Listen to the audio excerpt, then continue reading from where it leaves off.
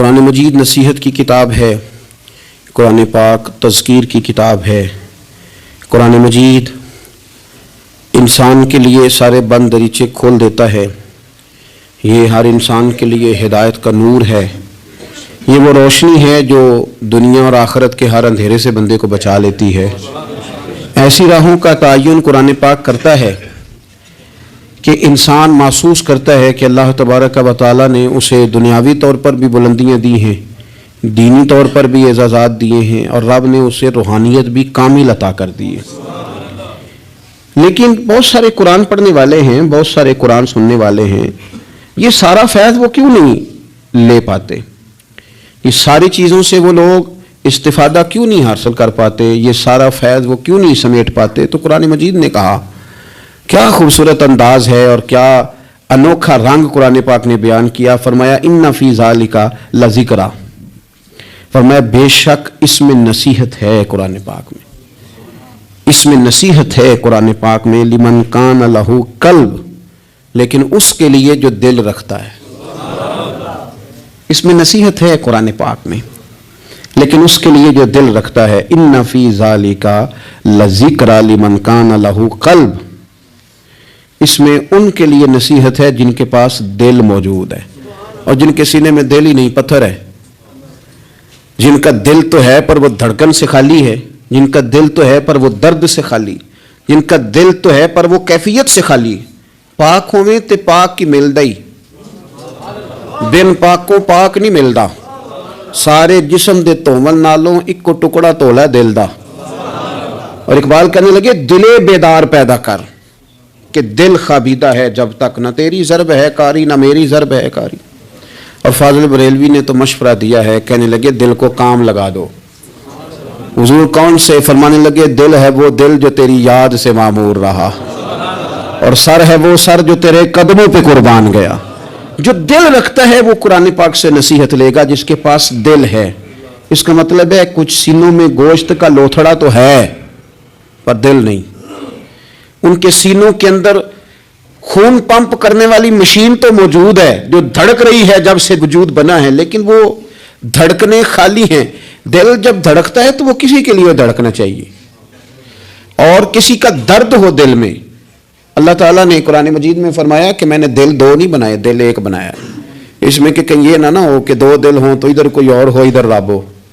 فرمایا نہیں، دل ہی ایک بنایا ہے، کوئی اور آ ہی نہیں سکتا، یا خدا رہے گا یا محمد مصطفیٰ رہیں گے صلی اللہ علیہ وسلم۔ دل ہی ایک بنایا ہے، اور دل ہے وہ دل جو تیری یاد سے معمور رہا۔ دل دھڑکے اور پھر وہ تڑپے، وہ کسی کے دکھ میں تڑپے، وہ کسی کے درد میں تڑپے، وہ کسی کی پریشانی پہ تڑپے، وہ کسی کی محبت میں تڑپے۔ اور جب وہ خوب تڑپے نا تو وہ تڑپ جو ہوتی ہے، کچھ زخم ایسے ہوتے ہیں جن کا مزہ آتا ہے، یعنی جب بازو کا زخم ٹھیک ہونے پہ آئے تو آپ اسے تھوڑا سا ہاتھ لگائیں تو وہ تھوڑا سا نا مزہ دیتا ہے۔ کچھ زخموں کا بھی مزہ ہوتا ہے۔ آتش کہنے لگا وہ مزہ دیا ہے تڑپ نے کہ میری آرزو ہے یا رب میرے دونوں پہلوؤں میں دل بے قرار ہوتا۔ میرا دل کرتا ہے دو دل ہوتے، میں ایک سے تڑپا ہوں تو اتنا مزہ ہے، اگر میں دو سے تڑپتا تو کتنا مزہ ہوتا۔ میرے دونوں پہلوؤں میں دل بے قرار ہوتا۔ عزیز بھائی، دل پر محنت، دل کی صفائی، 2 4 5 دن آپ غسل نہ کریں، مسواک نہ کریں، آپ کپڑے نہ بدلیں تو طبیعت پہ نا بوجھ بن جاتا ہے۔ اپنے آپ سے بندے کو تھوڑی سی نا کوفت محسوس ہوتی ہے۔ تو اگر 4 5 دن 6 دن اسی طرح گزر جائیں تو پھر انسان محسوس کرتا ہے کہ یار یہ میں کدھر آ گیا ہوں۔ اب وہ جب گھر آتا ہے سفر سے لوٹ کے تو پھر وہ کپڑے نکالتا ہے تو کھانے سے پہلے غسل کرتا ہے، کھانے سے پہلے نہاتا ہے، کپڑے بدلتا ہے، مسواک کرتا ہے۔ طبیعت میری ٹھنڈی ہو گئی، اب ذرا مجھے نا میں فریش ہو گیا ہوں جی، اب میری طبیعت سے ہلکی پھلکی سی ہو گئی ہے جی میری طبیعت۔ اور میرے بھائی ظاہر پر تھوڑا سا گرد چڑھ جائے تو بندہ اپنے آپ کو فریش محسوس نہیں کرتا۔ تو اگر دل سارا حسد سے بھر جائے، بغض سے بھر جائے، عداوت سے بھر جائے، لوگوں کے بارے میں برے خیالات سے بھر جائے، کینے سے بھر جائے، تو کب انسان کو سکون آئے گا؟ کوئی بھی نہیں تنگ ہوتا آپ کے حسد سے۔ اگر کوئی معاذ اللہ کسی سے جل رہا ہے تو کسی کا کچھ بھی نہیں بگاڑ رہا، اگر کسی سے حسد کر رہا ہے تو کیا نقصان کر لیا اس نے کسی کا؟ اپنے آپ کو جلا رہا ہے، اپنے آپ کو تکلیف دے رہا ہے۔ اسے مل مل کے دھو اپنے دل کو، اگر یہ صاف ہو گیا تو تیرا وجود ہی ہلکا پھلکا ہو جائے گا، تو خود سکون میں آئے گا. اسے مل مل کے دھو، مل مل کے اس کو صحیح کر کے صاف کر.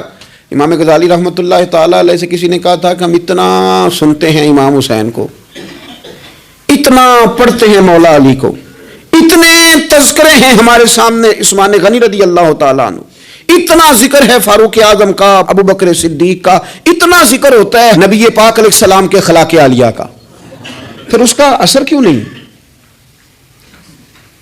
پڑھتے ہیں، سنتے ہیں، بیان کرتے ہیں، کہا جاتا ہے، سنا جاتا ہے، پھر اس کا وہ اثر کیوں نہیں؟ وہ طبیعت پہ چیزیں نقش کیوں نہیں ہو رہی؟ تو امام غزالی رحمۃ اللہ علیہ فرمانے لگے کہ اگر آئینے پہ گرد پڑ جائے تو اس میں عکس صحیح نظر نہیں آتے، آئینے صاف کر لیے جائیں تو پھر اس پہ عکس نظر آتے ہیں. ہمارے آئینے نا تھوڑے سے گرد والے ہو گئے ہیں، دل تھوڑے سے نا میلے کچیلے ہو گئے ہیں، تو کوئی بھی عکس اس پہ چڑھتا نہیں، جتنی مرضی بڑی بات سننے چڑھتا نہیں. مثال دیتے ہیں، کہتے رومیوں اور چینیوں کا مقابلہ ہو گیا تھا نقش نگاری کا. بادشاہ نے کہا جو اچھا نقاش نکلے گا، اچھی خطاطی کرے گا، اسے انعام دوں گا. تو رومیوں نے تو بڑے بڑے رنگ منگوائے، تو بڑی بڑی پینسلیں منگوائیں، تو بڑا انہوں نے کام کیا. درمیان میں پردہ تھا، آمنے سامنے دیواروں پہ نقش بنانے تھے. لیکن چینیوں نے کوئی چیز بھی نہیں منگوائی. 1 مہینے 1.5 مہینے کا ٹائم تھا.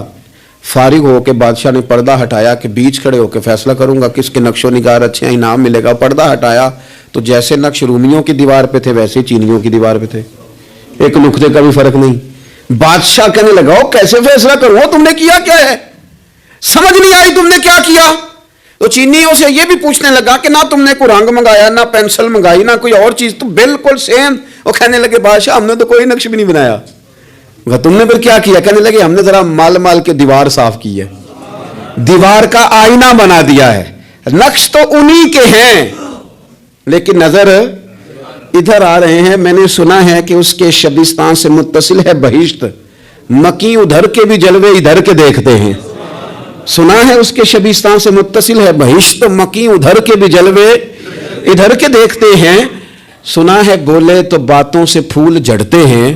اگر یہ بات ہے تو چلو بات کر کے دیکھتے ہیں. اگر یہ بات ہے تو چلو پھر بات کر کے دیکھتے ہیں. میرے عزیز کہنے لگے کہ وہ نا جناب ہم نے صرف دیوار صاف کی ہے، اتنی صاف کی ہے کہ شیشہ بنا دیا، تو اب ان کے نقش ادھر بھی نظر آتے ہیں. تو بس اب بادشاہ خوش ہو گیا. اس نے کہا کوئی بھی نہیں جیتا، کوئی بھی نہیں ہارا، تمہارا انعام برابر کا ہے. تمہیں نقش بنانے کا انعام ملے گا اور تمہیں صفائی کرنے کا انعام ملے گا. امام غزالی کہنے لگے چل تو اس طرح کر، روز تو غسل کرتا ہے، دانت صاف کرتا ہے، بال کٹواتا ہے، ناخن بڑھ جائیں تو کٹواتا ہے، کوئی چیز ذرا تھوڑی بڑھ جائے تو چھوٹی کرتا ہے، تو کوئی لباس پورا نہ ہو تو اس کو سیٹ کرتا ہے. تو اس طرح کر، ظاہر پہ جو اتنی محنت کی ہے ذرا مال مال کے دل دھو، انشاءاللہ امام حسین کا فیض بھی نظر آئے گا، مولا علی کے جلوے بھی نظر آئیں گے، حضرت عثمان غنی کی حیا کا عکس بھی نظر آئے گا. اس سے پہلے دھو لے، پھر تمہیں سیدنا عمر کی عدالت کا فیض ملے گا، حضرت صدیق اکبر کی صداقت کا نور ملے گا. پھر تو دیکھنا تیری طبیعت پہ نبی پاک کے اخلاق عالیہ کا بھی فیض نظر آئے گا. لیکن پہلے اسے دھو لے، اسے دل بیدار پیدا کر کہ دل خوابیدہ ہے جب تک، نہ تیری ضرب ہے کاری نہ میری. کچھ چیزوں سے دل سخت ہوتا ہے. جو لوگ دنیا داری کی اور فضول باتیں زیادہ کرتے ہیں ان کا دل سخت ہو جاتا ہے. جو ہنستے زیادہ ہیں ان کا بڑا سخت ہو جاتا ہے. اور صوفیاء کہتے ہیں جو کسی پہ ہنستے ہیں نا ان کا تو مردہ ہی ہو جاتا ہے، تو معاملہ ہی ختم ہو گیا.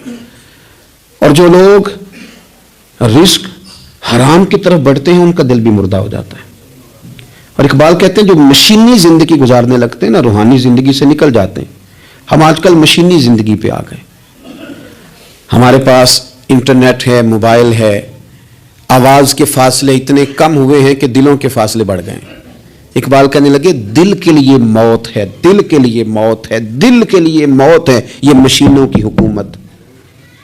احساس مروت کو کچل دیتے ہیں یہ آلات پہ زندہ ہیں ہم. دل کے لیے موت.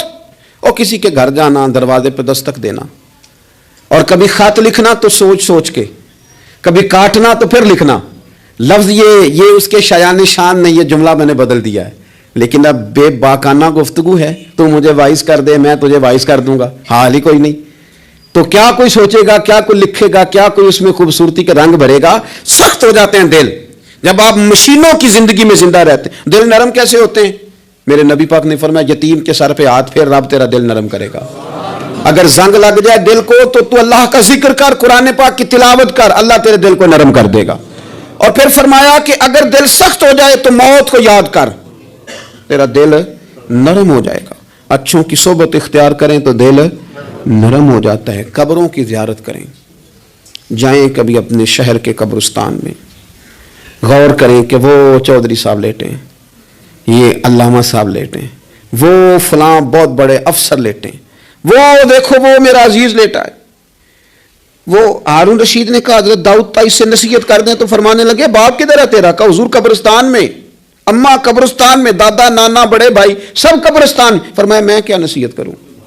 او پہ دس دیاں نہیں قبراں جنہاں تے پھول پے, ادھروں کوئی بھی نہیں آمدا, ادھروں لکھاں گئے, سہ سہ جوڑ سنگت دے ڈٹھے, سہ سہ جوڑ 100 سال کی دوستیاں, سہ سہ سال سنگت دے ڈٹھے, او تکو آخر وتھاں پئیاں, اور جنہاں بعد اسی پل نہیں سمجھیندے, ایک پل نہیں سمجھیندے, پھر وہ شکلاں بھی یاد نہ رہیاں.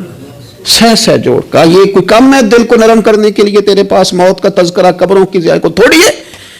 یہ چیزیں دل نرم کرتی ہیں, یاد نرم کرتی ہیں چیزیں دل. سختی طبیعتوں کی, مزاجوں کی سختی, دوسروں کے بارے میں ڈاٹے جذبات, ہمارے رویے ڈاٹے, ہماری طبیعتیں سخت.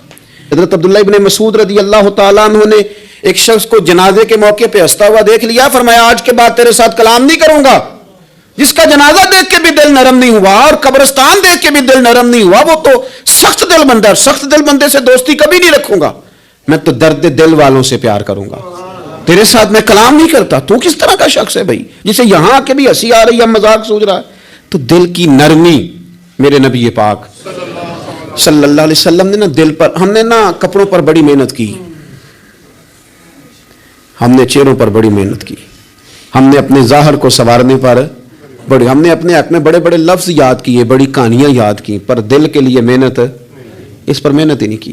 اعلیٰ حضرت فاضل بریلوی کتنے بڑے عالم ہیں, 1000 کتاب کے مصنف, اور ان کے فتاوا موجود ہیں کہ جس بندے کا تلفظ ٹھیک نہ ہو, یعنی جو ضروری قواعد ہیں وہ قرآن پاک کے جس کو نہ آتے ہوں اس کے پیچھے نماز نہیں. جو ہا اور ہا میں فرق نہیں کر سکتا, حمزہ اور عین میں فرق نہیں کر سکتا, وہ الفاظ کا معنی بگاڑ دے گا. لیکن اعلیٰ حضرت چونکہ صوفی ہیں, درویش ہیں, علم کے ساتھ تو ایک اور رنگ بھی بیان کرتے ہیں. وہ کہتے ہیں یہ نہ ہو کہ صرف تو حروف کے ہیر پھیر میں لگا رہے, سغرے کبرے ٹھیک کرتا رہے, دارابا یادرب کے چکر میں پڑا رہے, اور دل پر تو توجہ ہی نہ دے. فاضل بریلوی رحمۃ اللہ علیہ فرمانے لگے کہ 2 علماء نے قرآن ایک درویش کے پیچھے نماز پڑھی, تو مستحب جو قواعد تھے نا جن کے بغیر نماز, وہ ٹھیک نہیں تھے ذرا ان کے. تو وہ کہنے لگے دیکھا جی اتنے بڑے پیر صاحب ہیں اور ان کی تو قرات ہی ٹھیک نہیں, تلفظ ہی ٹھیک نہیں. حالانکہ لفظ تاثیر سے بنتے ہیں, تلفظ سے نہیں. لفظ تاثیر سے بنتے ہیں, تلفظ سے نہیں. اہل دل آج بھی ہیں اہل زبان سے آگے. انہوں نے کہا جی بابا جی کا تو تلفظ ہی ٹھیک نہیں. اعلیٰ حضرت نے لکھا ہے ملفوظات شریف میں, فرماتے ہیں پھر وہ نہ نہانے کے لیے چلے گئے نماز پڑھ کے فارغ ہو کے, تو وہ پانی میں اتر گئے تو شیر ان کے کپڑے اٹھا کے لے گیا. اب کتنی کو دیر پانی میں رہتے, نکلے بھی تو کیسے نکلے, شرم آتی ہے. مختصر لباس پہن کے وہ غسل کرنے کے لیے گئے تھے, اب پانی میں سردی, کتنی کو دیر بندہ پانی میں رہے. لوگوں نے آ کے کہا حضور وہ آپ کے مہمان تو الجھ گئے, بڑے بری طرح پھنس گئے, مہربانی فرمائے ان کو تو بچائیں, وہ تو سخت الجھن میں. کیا ہوا؟ کہنے لگے وہ شیر کپڑے لے گیا اور وہ پانی میں ہے, کچھ تو ہونا چاہیے. تو وہ بزرگ گئے, جا کے نہ دور کھڑے ہو کے شیر کو آواز دی, شیر کو. حضور کے صحابی تھے نا حضرت سفینہ, قافلے سے رستہ بھول گئے, ایک سائڈ پہ ہو گئے تو سامنے شیر آ گیا. میں نے کہا ہے لیکن جب آ جائے تو, جب شیر سامنے آ جائے, جب سامنے آ جائے پھر پتہ چلتا ہے کہ یہ تو واقعی آ گیا ہے, پھر انداز اور ہوتا ہے. حضرت سفینہ کے سامنے شیر ہی آ گیا, مشکات میں شیر آیا. اب کوئی بھاگتا ہے, کوئی چڑھتا ہے درخت پہ, کوئی لکڑی اٹھاتا ہے, کوئی اسلحہ پکڑتا ہے. حضرت سفینہ فوراً بولے, کہنے لگے شیر ذرا خیال کرنا میں رسول اللہ کا غلام ہوں. پھر آکھیا شیر سفینہ تائی جا رہا یا راہ جاندے, اور جڑے غلام رسول اللہ دے اسی غلام ہونا دے. شیر دو میں لاتا رستہ چھوڑ گیا. اور بابا جی بھی گئے, فاضل بریلوی کہتے ہیں شیر کو آواز دی, شیر دوڑا آیا, آگے کہنے لگے وہ ہمارے مہمانوں کے کپڑے لے گیا, تجھے شرم نہیں آتی؟ تو شیر کپڑے اٹھا کے واپس لایا. ان علماء کو, حضرات علماء کو کپڑے پیش کیے. جب ان کو پیش کیے تو پیش کرتے ہی بزرگ پھر فرمانے لگے, کہنے لگے مولانا تم نے لفظ سیدھے کیے ہیں, میں نے دل سیدھا کیا ہوا ہے. تم نے محنت کر کے نا لفظ ٹھیک کیے ہیں, لیکن میں نے دل ٹھیک کیا ہے. دل پاک ہوئے تے پاک ہی ملتا ہے, تے بنا پاکوں پاک نہیں ملتا. سارے جسم دے توون نالوں ایک ٹکڑا تولا ہے دل دا. حضرت سلطان باؤ رحمت اللہ علیہ فرمانے لگے دل کالے نالوں منہ کالا چنگا. دل کالے نالوں منہ کالا چنگا, جے کوئی رمز پچھانے. اگر کسی کو بات کی سمجھ آئے تو دل نہیں سیاہ ہونا چاہیے, منہ ہو بھی جائے تو کام چل جاتا ہے. تو اپنی دل کی صفائی پر دیکھیں میرے نبی پاک علیہ وسلم نے ارشاد فرمایا کہ رب نہ تمہارے مال دیکھتا ہے نہ چہرے دیکھتا ہے, رب تو تمہارا دل دیکھتا ہے. اور امام غزالی حدیث لائے ہیں, حضرت عمر فاروق رضی اللہ تعالیٰ عنہ فرماتے ہیں کسی نے حضور صلی اللہ علیہ وسلم سے پوچھا کہ رب آسمانوں میں کہ زمینوں میں؟ جلوے تیری ذات کے کو بکو ہیں, جدھر دیکھتا ہوں ادھر تو ہی تو ہے. اللہ زمینوں میں کہ آسمانوں میں؟ تو حضور فرمانے لگے رب تو بندہ مومن کے دل میں رہتا ہے, اللہ تو مومن کے دل میں ہے. مومن کے دل میں کتنا بڑا ہے وہ دل جس میں رب ہے, رب کی یاد ہے, رب کی محبت ہے. اس لیے حضرت عمر فرمایا کرتے تھے میں نے دل کی آنکھوں سے اپنے مالک کی زیارت کی ہے. اور اقبال نے شاید اسی لیے مشورہ دیا تھا کہ دل بینا بھی کر خدا سے طلب. آنکھ کا نور دل کا نور نہیں, اللہ سے آنکھوں والا دل مانگ, اندھا نہ ہو جائے کئی طرح دل. دل بینا بھی کر خدا سے طلب, آنکھ کا نور دل کا نور نہیں. عزیز بھائی اللہ کے جلوے. لیکن ایک بات ذہن میں رکھنا, کسی گلاس میں تھوڑی سی غلاظت ہو نا, دودھ تو دور رہا, شہد تو دور رہا, اس میں کوئی پانی بھی نہیں پیتا. تھوڑی سی غلاظت ہو اور آپ کی آنکھوں کے سامنے وہ غلاظت دھل بھی گئی, صاف بھی ہو گئی, شرعی تقاضے پورے ہو گئے, پھر بھی کچھ لوگ کہتے ہیں میری طبیعت نہیں مانتی, میرا دل نہیں مانتا. صحیح کہہ رہا ہوں میں؟ اور بھائی اتنی سی غلاظت گلاس میں تھی اور سادہ پانی نلکے کا, تو اس میں پینا پسند نہیں کرتا. اور اگر دل غلاظت سے بھرا ہو تو رب کی محبت وہاں آئے گی, خدا اپنا قرب وہاں رکھے گا. کسی سے جلنا, کسی سے حسد کرنا, کسی کے بارے میں عداوت رکھنا, کچی بولیاں بولنا. اور اب تو اتنا عجیب حال ہو گیا, جماعتیں جماعتوں کے بارے میں برا خیال کرتی ہیں. خانقاہ اور آستانوں کا یہ حال ہے کہ سبق پڑھایا جاتا ہے دوسرے کے خلاف. بس ہم ٹھیک ہیں, یہ تصوف ہے کہ میرا تو ٹھیک ہے. طریقت تو یہ تھی کہ میں ٹھیک نہیں, باقی سارا زمانہ ٹھیک ہے. تو کس چکر میں پڑا ہوا ہے؟ اعلیٰ حضرت فاضل بریلوی رحمۃ اللہ تعالیٰ علیہ کے ایک درویش تھے, تو فاضل بریلوی رحمۃ اللہ سے کہنے لگے میں نے مرید ہونا ہے. فرمانے لگے پتر جلدی نہ ہو, جا سارا زمانہ دیکھ, اگر کوئی میری طرح کا مل گیا, مجھ سے بہتر مل گیا تو پھر میرے ساتھ وعدہ کر وہیں رہ جانا. ہاں اگر تیرے خیال میں نہ ملا تو پھر آنا. جا گھوم زمانہ دیکھ. یہ کیا بات ہوئی کہ آپ نفی کرنے لگے سارے زمانے کی اور کہیں صرف میں ہی ٹھیک ہوں, فقط میں ہی ٹھیک ہوں؟ یہ طریقت ہے. اور تصوف والے تو لوگ یہ کہا کرتے تھے میں تے بندہ ٹھگ جے لوکو, میں تے بندہ چور, اور جس دا خلقت کلمہ پڑھ دی او محمد ہور. وہ لوگ تو نفی کرتے تھے, وہ لوگ تو نفی کرتے تھے اپنی, کہتے تھے میں کوئی شے نہیں, میں تے بندہ ٹھگ جے لوکو, اور میں تے بندہ چور. میاں محمد بخش صاحب رحمۃ اللہ علیہ ایک کالم نگار نے لکھا تھا کہ وہ کچھ لوگ نا سکھ ہندو یہاں رہتے تھے, تو ان کا نام محمد تھا چونکہ, تو بات کو شبہ پڑ گیا کہ شاید جن کا لوگ کلمہ پڑھتے ہیں نا مسلمان, معاذ اللہ یہ وہ والے ہیں. تو میاں صاحب اپنے بارے میں کیا کہے, میں تے بندہ ٹھگ جے لوکو, میں تے بندہ چور, جس دا خلقت کلمہ پڑھ دی او محمد ہور, اور میں تو ایک ٹھگ ہوں. حضرت میاں شیر محمد صاحب شرک پوری رحمۃ اللہ علیہ سرتاج ہیں اولیاء کے, پیر سید اسماعیل شاہ صاحب بخاری حضرت کرما والا شریف والے. وہ کہتے ہیں میں بیعت ہونے کے لیے جب شرک پور شریف آ رہا تھا تو رستے میں مجھے ایک بزرگ مل گئے, تو مجھے کہنے لگے کدھر جا رہے ہو, کون ہو؟ میں نے کہا میں سید ہوں اور میاں صاحب سے بیعت ہونے جا رہا ہوں. تو مجھے کہنے لگے وہ تو دنیا دار ہے, جیبوں میں ہاتھ ڈالتا ہے لوگوں کی, تو سید ہو کے رائن کے پیچھے کیا لینے جا رہا ہے؟ جیڑا بولے نو سید آکھے دوزخ مل سزائیں, جیڑا بولے نو رائیں آکھے او جنت پینگا پائیں, کیونکہ رانجا رانجا کر دی نی میں ہوں آپ ہی رانجا ہوئی. رانجا آخن ساریاں مینوں، ہیر نہ آکھے کوئی، وہ تو کدھر جا رہا ہے؟ کہتے میں نے کہا بابا زیادہ باتیں نہ کر، ناراض ہو جاؤں گا۔ کہتے بابے نے کئی دفعہ راستے میں مجھے منع کیا، نہ جانا نہ جانا، فلانی جگہ چلا جا، فلانی جگہ، لیکن میں چلا گیا، میری طلب صادق تھی۔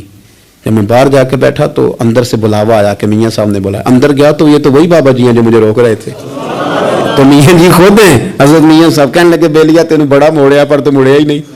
وہ تو روکتے تھے، اپنی نفی کرتے تھے، دل صاف دوسرے کے بارے میں، نظریہ صاف، کسی کے بارے میں خیر کا جملہ، کسی کی وکالت کرنا، کسی کا عیب چھپانا، کسی کے بارے میں اچھے لفظ بولنا، یہ مومن کی شان ہے۔ مومن کا دل ایسے سونا، میرے نبی پاک صلی اللہ تعالی وسلم نے فرمایا کہ میرا زید بن حارثہ ہے، اس کا دل اللہ نے نور ایمان سے بھر دیا ہے، ایمان سے دل بھر دیا رب تعالیٰ نے۔ ایک دن صبح صبح حضور نے پوچھا، اور داتا صاحب نے اس کو لکھا ہے، نبی پاک نے پوچھا آج تم نے صبح کس طرح کی؟ عرض کی یا رسول اللہ اس حال میں کہ میں پکا مومن ہوں۔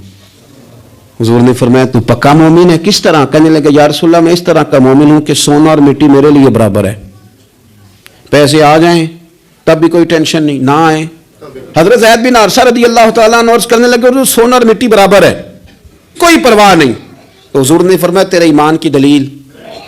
عرض کرنے لگے یا رسول اللہ میرے ایمان کی شان اور دلیل یہ ہے کہ میں یہاں زمین پہ بیٹھ کے نظر اٹھاؤں تو میری نظر اللہ کے عرش تک جاتی ہے، میں بتا سکتا ہوں کہ جنتی جنت میں جا رہے ہیں اور راضی ہیں، جہنمی جہنم میں جا رہے ہیں اور چیخ رہے ہیں، میں بتا سکتا ہوں۔ تو حضور نے فرمایا پھر اس کی حفاظت کر، پھر اس جذبے کی حفاظت کر۔ جب دل صاف ہو، نور ایمان سے بھرا ہوا ہو، علم لدنی کب آتا ہے؟ علم لدنی نیک آدمی کو ملتا ہے، جب بندہ متقی پرہیزگار ہو نا، ناجائز نہ کھائے، ناجائز نہ دیکھے، ناجائز نہ بولے، تو پھر اللہ تعالیٰ اسے علم کا نور دیتا ہے۔ جو لوگ کہانیوں میں الجھ جاتے ہیں نا، زیادہ باتیں کرتے ہیں، زیادہ گھومتے ہیں، زیادہ سازشی عناصر کا شکار ہوتے ہیں، ان کے تو حافظے کمزور ہو جاتے ہیں، یاد ہی نہیں رہتا، باتیں اتنی کرتے ہیں پتہ نہیں سویرے کیا کہا تھا، دوپہر کو کیا کہہ رہے ہیں۔ جب انسان کا دائرہ کار تقوی والا ہو پھر اس پر علم کی روشنی کھلتی ہے، پھر دروازے کرم کے کھلتے ہیں، اپنے دائرے محدود کر لیے جائیں۔ سوچے میں بڑے بڑے لوگ آپ کو زندگی میں ملیں گے، مشورے دیں گے، وہ جناب آپ کو پتہ ہی نہیں آپ کتنے بڑے ہیں، آپ فلانی جگہ کھڑے تھے، فلانے کے ساتھ ہنس رہے تھے، یہ آپ کو خراب کرنا چاہتے ہیں، کسی تکبر میں مبتلا کرنا چاہتے ہیں۔ آپ زمین پہ رہیں تاکہ زمین والوں سے رشتہ مضبوط رہے، دل کی صفائی، دل صاف ہو، کوئی حسد نہیں، کوئی کینہ نہیں۔ پتہ ہے سب سے بڑی بیماری کیا ہے بندے کی؟ خوفناک علامت کیا ہے دل کے بیمار ہونے کی؟ کہ کوئی بندہ بیماری میں ہے اور ادھر ایک بندہ اس کو دیکھ کے خوش ہو رہا ہے، کسی کو زوال آ گیا ہے، کاروبار ڈوب گیا ہے اور یہ دیکھ کے خوش ہو رہا ہے، مر گیا اس کا دل، مردہ ہے، اندر کوئی دل نہیں۔ آپ یعنی ایک بندہ رسوا ہو گیا اور یہ خوش ہو رہا ہے، دیکھا میں نے نہیں کہا تھا۔ جب کوئی کسی کی رسوائی، کمزوری اور کسی کے زوال پر راضی ہونے لگے تو پھر سمجھ لے کہ اس کا حال اتنا برا ہو گیا ہے کہ اب یہ اخلاقی طور پر مردہ زندگی گزار۔ ہمارا اب یہ حال ہے کہ ہم لوگوں کے دکھوں پر ہنسنے لگے، ہم کسی کے ہاں کوئی شخص تکلیف میں آتا ہے تو ہم اس کو کہکھوں میں اڑاتے ہیں۔ یارو زندہ قومیں یہ کام نہیں کرتی، زندہ قومیں یہ کام نہیں کرتی۔ میرے نبی پاک صلی اللہ علیہ وسلم نے فتح کے موقع پر بھی گردن کو جھکا کے بتایا کہ جب رب عروج دے تو پھر اللہ کی بارگاہ میں جھک جایا کرو۔ کسی شخص کی پتہ ہے، ایک حدیث سنو، یہ مسلم شریف میں موجود ہے، حضور نے فرمایا ایک بندہ گناہ کرتا تھا پھر اس نے توبہ کر لی، اگر کسی نے دوبارہ اسے وہ گناہ یاد کرایا کہ تو یوں ہوتا تھا، اگر کسی نے اسے دوبارہ گناہ یاد کرایا تو یاد کرانے والے کو اللہ سزا کے طور پر مرنے سے پہلے اس گناہ میں مبتلا کر دے گا، خفیہ تدبیر آئے گی اللہ۔ جس کو اللہ نے معاف کر دیا، زمین آسمان بھول گئے، فرشتوں کے دفتر سے اس کا گناہ محو کر دیا گیا، تو نے کیوں یاد رکھا؟ لیکن ہمارے دل اس طرح کے ہیں، خیر کی خبریں نہیں دیتے، ہم خیر کی خبر نہیں دیتے، مثبت بات نہیں کرتے، ہمارے رویے دوسروں کے بارے میں سخت ہیں۔ یعنی بہو سے داماد سے اختلاف ہو گیا، پھر اس نے معافی مانگ لی، پھر ہم نے معاف کر دیا، پھر ایک سال کے بعد دوبارہ لڑائی ہوئی تو پچھلی بات دوبارہ یاد کرنی چاہیے تھی، اس کی تو معافی دے دی تھی آپ نے، لیکن آپ نے پھر یاد کر لی وہ بات، اس کا مطلب ہے آپ نے صلح کی تھی، دل صاف نہیں کیا تھا۔ دل جب آپ صاف کر لیں تو پھر معاملہ ختم ہو گیا، پھر آپ پھر نکال پھینکے ساری چیزیں۔ مسند امام احمد بن حنبل میں حدیث ہے، حضرت انس بن مالک رضی اللہ تعالیٰ عنہ کہتے ہیں میں بھی بیٹھا تھا، حضرت عبداللہ بن عمر رضی اللہ تعالیٰ عنہ بھی حضور کی بارگاہ میں بیٹھے تھے. نبی پاک صلی اللہ تعالیٰ علیہ وسلم نے فرمایا ابھی ایک شخص تمہارے پاس آنے والا ہے، تیاری کر لو، آنے والا جنتی ہے. کہتے ہیں ایک شخص اندر داخل ہوا تو سادہ سا بندہ، داڑھی سے پانی کے قطرے گر رہے، جوتے ہاتھ میں پکڑے یا بغل میں دبائے، وہ آ گیا، حضور سے بات چیت کی، چلا گیا. ہم بڑے خوش تھے کہ کمال نہیں ہو گیا جس کو حضور نے دنیا میں جنت کی بشارت عطا کر دی. اگلے دن اس نے اتفاق، ہم اسی جگہ اسی حال میں بیٹھے تھے کہ پھر محبوب نے فرمایا ابھی ایک بندہ آنے لگا، جنتی ہے. کہتے ہیں وہ بندہ آیا تو دیکھ کے حیران ہو گئے، یہ تو وہی کل والا ہی بندہ ہے. اسی طرح داڑھی سے پانی کے قطرے گر رہے ہیں، جوتے اس کی بغل میں آ کے بیٹھ گیا. تیسرے دن اللہ کی قدرت، ہم وہیں بیٹھے تھے، پھر حضور نے فرمایا بندہ آنے لگا، زیارت کر لو، تیاری کر لو، بندہ جنتی ہے. وہی بندہ آیا جو پہلے 2 دن آیا تھا. حضرت عبداللہ بن عمر کہتے ہیں کہ وہ حضور سے کوئی بات چیت کر کے جانے لگا تو میں اس کے پیچھے ہو گیا.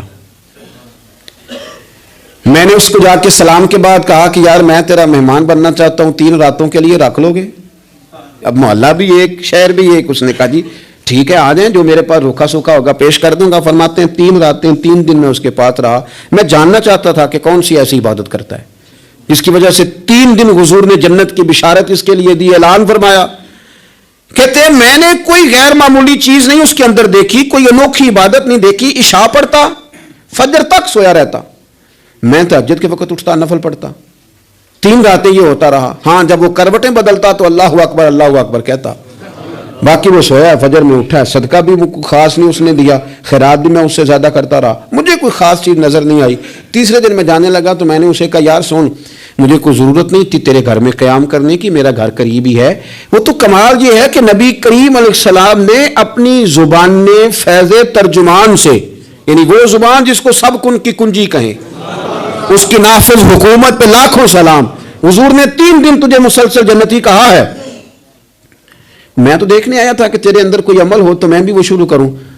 تو وہ کہنے لگا یہی ہے جو آپ نے دیکھ لیا ہے، فرض نماز ہی پڑھتا ہوں، روٹین کے کام ہی کرتا ہوں، کوئی خاص چیز تو میرے پاس کوئی نہیں. حضرت عبداللہ ابن عمر فرماتے ہیں میں نے تو سمجھا کہ میں تو اس سے زیادہ خیر کے کام کرتا ہوں.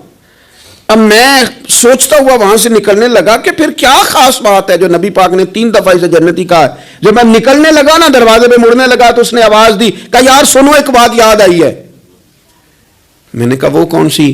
کہنے لگا یار جب سے بالغ ہوا ہوں نا، جب سے اللہ نے توفیق اسلام دی ہے، میں نے جب بھی اپنا دل دیکھا ہے نا، جب بھی میرے دل میں کسی کے لیے حسد کوئی نہیں، کوئی عداوت نہیں، کوئی بغض نہیں، کوئی کینہ نہیں، کوئی کیا کر رہا ہے، میرے دل میں سب کے لیے خیر ہی ہے.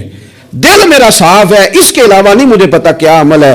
حضرت عبداللہ بن عمر کہتے ہیں پھر مجھے سمجھ آ گئی ہے، یہ جو تیرے دل کی صفائی ہے نا، یہ بنیاد بن گئی ہے جس کی بنیاد پر نبی پاک نے تجھے 3 دفعہ جنت کی بشارت عطا فرمائی ہے. آپ دل میں میل کچیل رکھ کے نفل پڑھنا، عبادتیں کرنا، ریاضتیں کرنا، صدقات دینا زیادہ نفع بخش نہیں ہوتا. دل صاف ہونا تو تھوڑی عبادت بھی کام آ جاتی ہے. یہ حدیث بتاتی ہے کہ دل صاف ہو تو تھوڑے صدقے بھی زیادہ نفع کر جاتے ہیں. دل پر توجہ دیں. سب سے ضروری کام ہے کہ ہم سویرے اٹھ کے اپنے دل سے پوچھیں کہ تیرا لوگوں کے بارے میں خیال کیا ہے. شام کو پوچھیں کہ تیرا لوگوں کے بارے میں رویہ کیا ہے. آپ اپنے دل لوگوں کے لیے صاف کر دیں، اس میں خیر پیدا کر لیں.